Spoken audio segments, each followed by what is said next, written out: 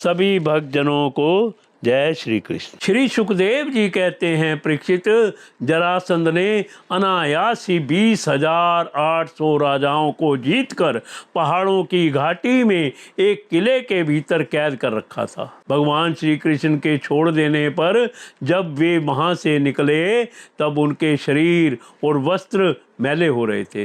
वे भूख से दुर्बल हो रहे थे और उनके मुंह सूख गए थे। जेल में बंद रहने के कारण उनके शरीर का एक एक अंग ढीला पड़ गया था। वहाँ से निकलते ही उन नरपतियों ने देखा कि सामने भगवान श्री कृष्ण खड़े हैं। वर्षाकालीन मेघ के समान उनका सांवला सलोना शरीर है और उस पर पीले रंग का रेशमी वस्त्र फहरा रहा है। 4 भुजाएं हैं जिनमें गदा, शंख, चक्र और कमल सुशोभित है। वृक्ष तल पर सुनहली रेखा श्री वत्स का चिन्ह है और कमल के भीतरी भाग के समान कोमल रत्नारे नेत्र हैं। सुंदर वदन प्रसन्नता का सदन है। कानों में मकरकृति कुंडल झिलमिला रहे हैं। सुंदर मुकुट, मोतियां का हार, कड़े, करधनी और बाजूबंद अपने अपने स्थान पर शोभा पा रहे हैं। गले में कौस्तुभ मणि जगमगा रही है और वनमाला लटक रही है। भगवान श्री कृष्ण को देखकर उन राजाओं की ऐसी स्थिति हो गई मानो वे नेत्रों से उन्हें पी रहे हैं, जीभ से चाट रहे हैं, नासिका से सूंघ रहे हैं और बाहुओं से आलिंगन कर रहे हैं। उनके सारे पाप तो भगवान के दर्शन से ही धुल चुके थे। उन्होंने भगवान श्री कृष्ण के चरणों पर अपना सिर रखकर प्रणाम किया। भगवान श्री कृष्ण के दर्शन से उन राजाओं को इतना अधिक आनंद हुआ कि कैद में रहने का कलेश बिल्कुल जाता रहा। वे हाथ जोड़कर विनम्र वाणी से भगवान श्री कृष्ण की स्तुति करने लगे।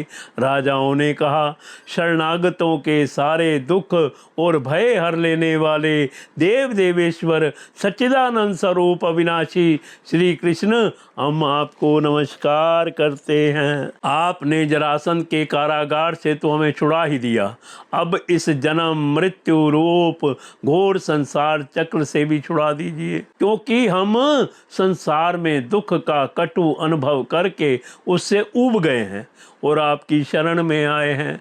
प्रभु, अब आप हमारी रक्षा कीजिए।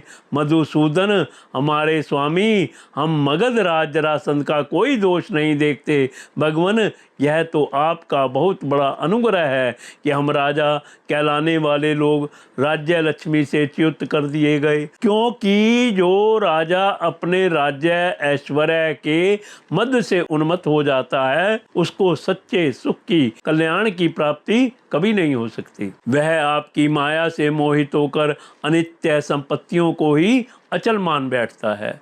जैसे मूर्ख लोग मृग तृष्णा के जल को ही जलाशय मान लेते हैं, वैसे ही इंद्रिय लोलुप और अज्ञानी पुरुष भी इस परिवर्तनशील माया को सत्य वस्तु मान लेते हैं। भगवान, पहले हम लोग धन संपत्ति के नशे में चूर होकर अंधे हो रहे थे।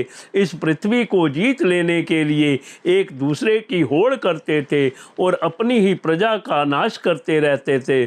सचमुच हमारा जीवन अत्यंत क्रूरता से भरा हुआ था और हम लोग इतने अधिक मत वाले हो रहे थे कि आप मृत्यु रूप से हमारे सामने खड़े हैं, इस बात की भी हम तनिक परवाह नहीं करते थे। सच्चिदानंद स्वरूप श्री कृष्ण, काल की गति बड़ी गहन है। वह इतना बलवान है कि किसी के टाले टलता नहीं। क्यों ना हो, वह आपका शरीर ही तो है। अब उसने हम लोगों को श्रीहीन निर्धन कर दिया है। आपकी अहेतुकु अनुकंपा से हमारा घमंड चूर चूर हो गया। अब हम आपके चरण कमलों का स्मरण करते हैं। विभो, यह शरीर दिनों दिन क्षीण होता जा रहा है। रोगों की तो यह जन्मभूमि ही है। अब हमें इस शरीर से भोगे जाने वाले राज्य की अभिलाषा नहीं है, क्योंकि हम समझ गए हैं कि वह मृग तृष्णा के जल के समान सर्वथा मिथ्या है। यही नहीं, हमें कर्म के फल, स्वर्ग आदि लोकों की भी जो मरने के बाद मिलते हैं उनकी भी इच्छा नहीं है, क्योंकि हम जानते हैं कि वे निस्सार है, केवल सुनने में ही आकर्षक जान पड़ते हैं। अब हमें कृपा करके आप वह उपाय बतलाइए जिससे आपके चरण कमलों की विस्मृति कभी ना हो, सर्वदा स्मृति ही बनी रहे। चाहे आप हमें संसार की किसी भी योनि में जन्म क्यों ना लेना पड़े। प्रणाम करने वालों के क्लेश का नाश करने परमात्मा एवं गोविंद के प्रति हमारा बार बार नमस्कार है।